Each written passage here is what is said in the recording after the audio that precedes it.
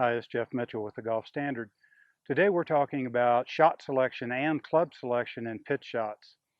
When hitting pitch shots, the real question you have to ask is, what do you want the golf ball to do in the air? What trajectory do you want it to fly at? Where do you want it to land as far as carry distance? And then what do you want it to do when it hits on the ground?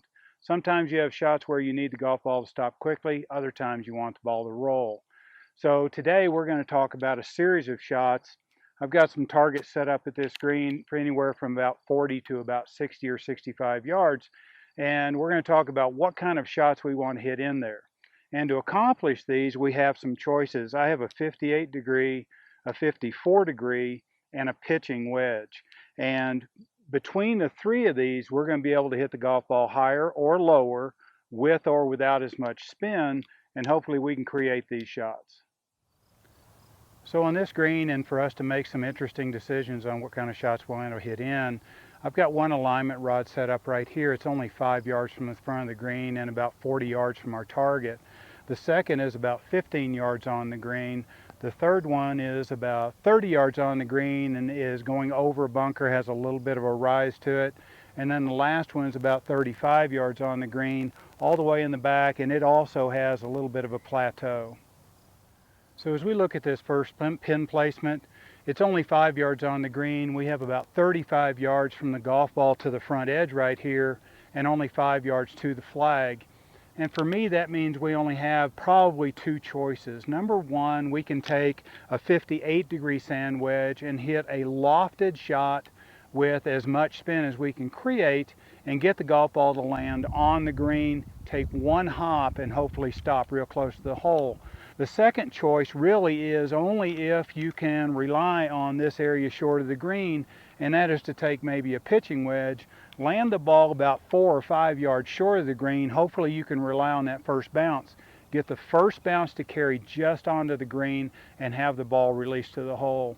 I don't really see a use for a 54 degree sand wedge here because you can't hit it quite high enough, put enough spin on it to land it on the green and still be able to stop it. Now the scenario with this second flag is considerably different. We have about 35 yards to the front edge, as I was saying, but we have a full 15 yards of room here to get a golf ball, land on the green, and stop.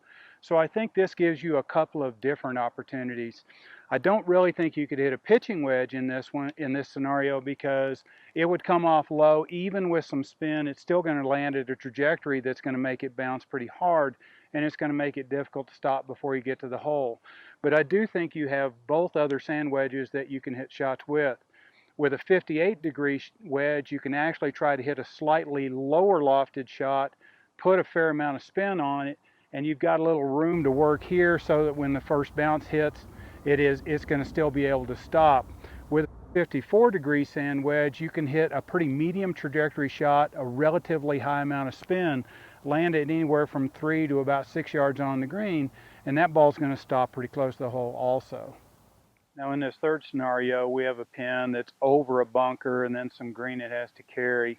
It's 35 to the front edge, it's about 45 to carry that sand, and it's about 50 to carry it onto this green. We only have about 8 or 9 yards here to work with. So the bunker really takes a pitching wedge out of play, and that grass right there pretty much takes a 54 degree wedge out of play also. So right here, I would say that our only real option is a 58 degree sand wedge. We're going to try to land the golf ball somewhere between this edge of the green and the flag. Hopefully we can get it just bounce once or twice. Now in this fourth scenario, we have the pin all the way at the back of the green. We have 35 yards to the front, about 65 yards to the flag. Now we've got a green that is level in the first third, kind of bottoms out a little bit in the middle, comes back up to a plateau to the back. And what that really does is it gives us a lot of options. We can take a pitching wedge, land the golf ball in the first third, get that to chase back here without really any spin. We could also take a 54 degree sand wedge. We can land it right in the bottom of the green right here, get it to kind of one hop to the top and then stop. And then we also, because 65 yards, we can put quite a bit of spin on the golf ball. We could take a 58 degree sand wedge, carry the golf ball all the way to this back plateau and stop the ball quickly. So hopefully by seeing some of these situations, you're going to have a better idea of what it is you're trying to accomplish. If you know how far you want to hit it ball in the air, you know the trajectory and the spin, then I think you're well on your way to hitting really good pitch shots. Be observant, pay attention to what's going on, watch the way the ball reacts in the air, watch the way the ball reacts on the ground. Have fun with your pitch game. Until next time.